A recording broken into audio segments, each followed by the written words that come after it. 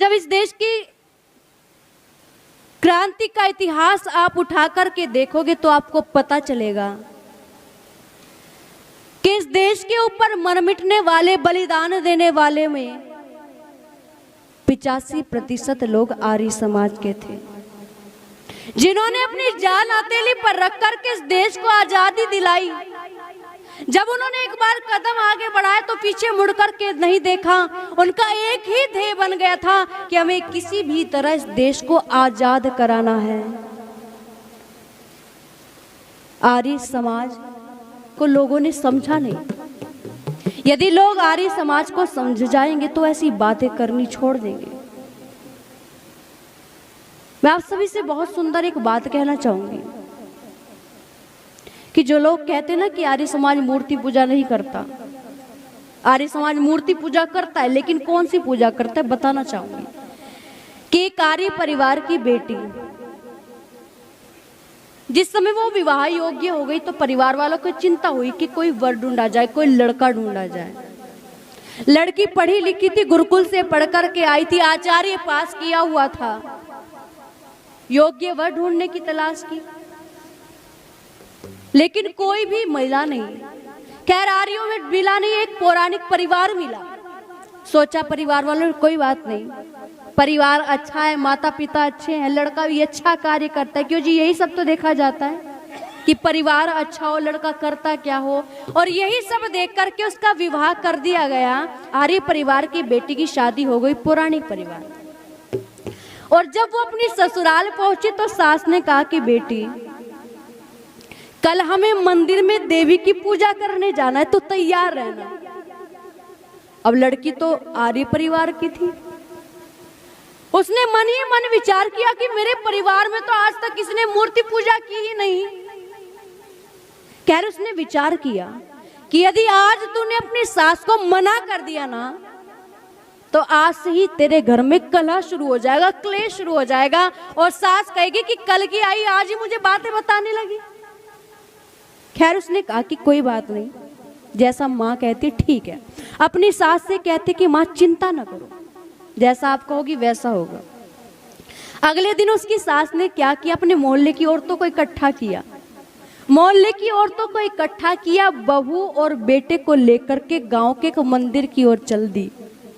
और जिस समय गांव के मंदिर की ओर गई तो क्या देखा कि बाहर द्वार पर 2 पहरेदार खड़े हैं, और उन 2 पहरेदारों को देख करके वो बहू कहती कि माँ एक बार इन दोनों पहरेदारों से तो पूछ लो कि हमें अंदर जाने देंगे या नहीं जाने देंगे, कहीं ऐसा हो कि बिना पूछे जाएं।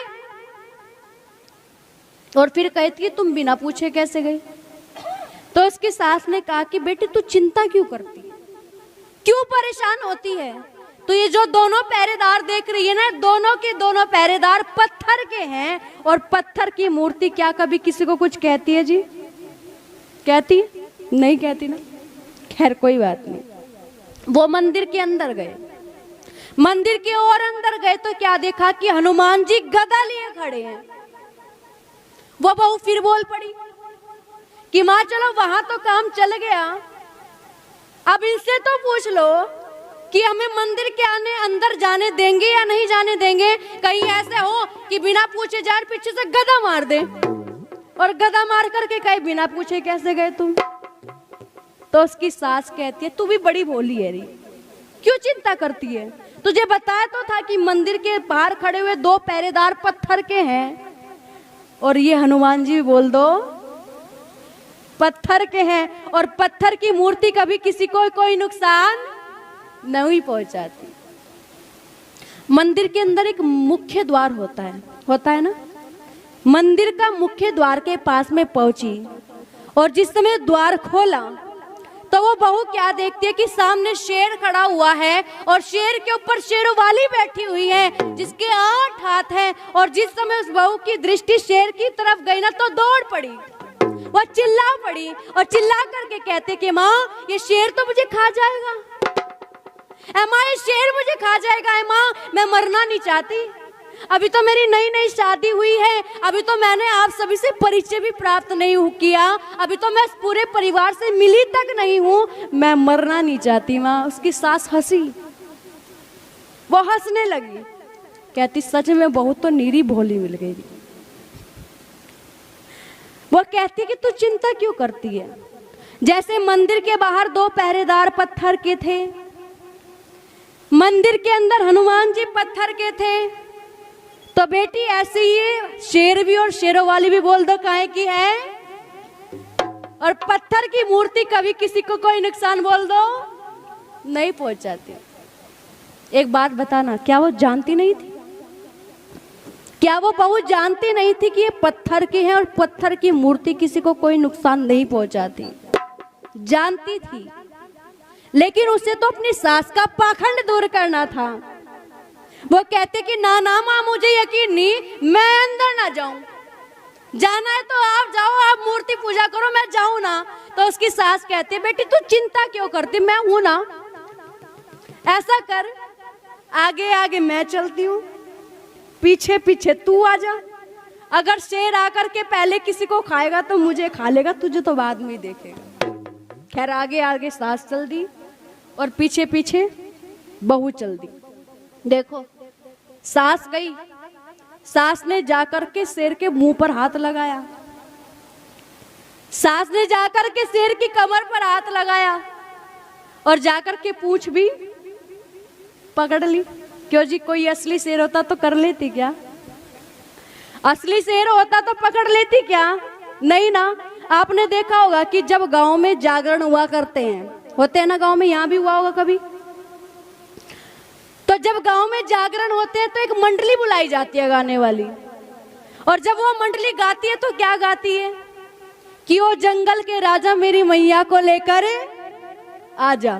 और वो एक ही चीज गाते रहते हैं कि ऊपर वाले जय माता की, नीचे वाले जय माता की, दाएं वाले जय माता की, बाएं वाले, और एक ही भजन गाते कि जंगल के राजा मेरी मैया को लेकर आजा। आप विचार करना कि यदि शेरों वाली माता खुश हो जाए कि मेरे भक्त मुझे बड़े मन से पुकार रहे हैं, क्यों ना दर्शन दे दिए जाए।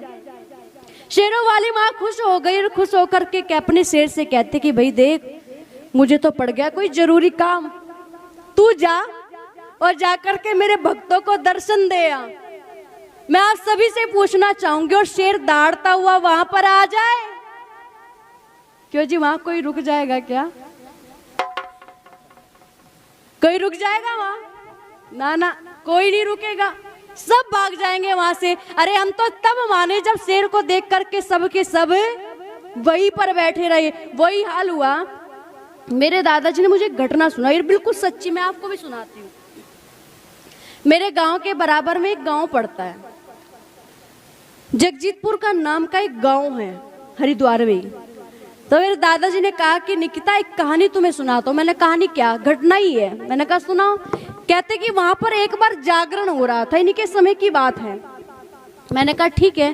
फिर वो कहते कि उस जागरण में पता है क्या अच्छा हुआ? मैंने कहा बताओ। कहते वहां पर जो पात्र थे ना, वो तैयार होने के लिए कुछ दूर गए हुए थे। जो भी शेर या शेरों वाली या अन्य पात्र जो भी तैयार किए जाते वो दूर गए हुए थे। फिर दादाजी कहते कि वहां ऐसा हुआ कि उधर तो गाने वाले गा रहे हैं कि जंगल के राजा मेरी मैया को लेकर आजा, जंगल के राजा मेरी मैया को लेकर के आजा। उधर शेरों वाली माता तैयार हो जाती है और एक लड़का शेर की पोशाक पहन करके तैयार होकर के शेरों वाली के अपने ऊपर बिठा करके चल देता है। अब गैप था जितना मैं वहां से आ जाती हूँ, ऐसे रोड पड़ती है, वहां भी रोड पड़ रही थी। जैसे ही वो नकली शेरों वाली को पीठ पर बैठा करके चला और उधर से आवाज लगती है कि जंगल के राजा मेरी मैया को लेकर आजा, तभी लाइट भाग गई। और लाइट के भागते इस गली के जितने भी कुत्ते थे सारे के सारे शेर को सबके सब शेर और शेरों वाली को, शेरों वाली तो किसी तरह अपना पीछा छुड़ा के भाग गई। लेकिन आप सोचो कुत्तों ने शेर का क्या? तो भाई देखो नकली शेरों का तो यही हाल होता है। अब उसकी सास ने क्या किया, उसके ऊपर हाथ लगाया और अपनी बहू से कहती है कि बेटी डरती क्यों है? अब तो मैंने भी छू करके दिखा दिया, तू भी छू करके देख ले, तुझे पता चल जाएगा कि ये नकली है, नहीं तुझे पता चल जाएगा कि कुछ नहीं कहते। तो उसकी बहू ने एक बहुत कमाल की बात कही। उसकी बहू कहती है कि माँ, जब मंदिर के अंदर रखे हुए सभी के सभी मूर्तियां पत्थर की हैं, तो तुम मुझसे पत्थर की पूजा क्यों करवाती है? ऐ माँ, मेरी माँ ने मुझे विदाई के समय एक शिक्षा देकर के भेजी थी कि बेटी, तू आर्य परिवार की बेटी है और जिस परिवार में तू जा रही है ना, उस परिवार का आदर मान और सम्मान करना। तेरी सास ही तेरी देवी और तेरे ससुर ही तेरे देवता है। यदि किसी की पूजा करनी हो तो तन मन से उनकी पूजा कर लेना, और कोई देवी देवता पूजने की जरूरत तुझे नहीं है। समझ गई सास? पढ़ी लिखी सास थी, जल्दी समझ गई, जल्दी पल्ले बात पड़ गई। तो वो बहू से कहती है कि चल बहू, मैं तेरी बात तो समझ गई, तूने जो जो मुझे कहा मैं समझ गई, लेकिन एक बात तो बता, ये जो थाल सजा करके मैं लाई हूं, इस थाल का क्या करूं? उसको वापस भी नहीं ले जा सकती। एक माला रखी हुई थी उस थाल में, उसने माला उठाई और उठा करके अपनी सास के गले में डाल दी। अपनी सास को तिलक किया, दक्षिणा रखी हुई थी, अपनी सास के चरण दबाए, चरण स्पर्श किए और अपनी सास को दक्षिणा। एक रसगुल्ले का डब्बा भी लाई थी। उस रसगुल्ले के डब्बे को खोला, हाथ में रसगुल्ला उठाया और अपनी सास की ओर करके कहती कि मां मुंह खोलो। उसकी सास ने मुंह खोला और वो रसगुल्ला उसने अपनी सास को खिला दिया। अब मुझे अब सब की सब एक उत्तर देना कि जिस सास को अपनी बहू के हाथ से रसगुल्ला खाने को मिले, वो खुश होगी कि नहीं होगी? वो खुश हो गई, फूल करके गुप्पा हो गई। बस कहती है कि बहू मैं तेरी सारी बात समझ गई, और कुछ बात समझ आई हो या ना आई हो, बस मैं एक ही बात तुझसे कहूंगी कि जो तूने अभी अभी ये पूजा की है ना, जो तुरंत तुरंत तूने मेरी पूजा की है, बस यही पूजा तू मेरी रोज कर दिया करना। मुझे कोई देवी देवता पूजवाने की आवश्यकता क्यों? जी सभी यही चाहते हैं ना, यही असली पूजा है। यदि चाहते हो कि परिवार में सुख शांति बनी रहे तो अपने सास ससुर की सेवा करो, अपने दुरानी जिठानी का आदर मान और सम्मान करो। उस परिवार में तुम्हारा आदर मान और सम्मान होगा।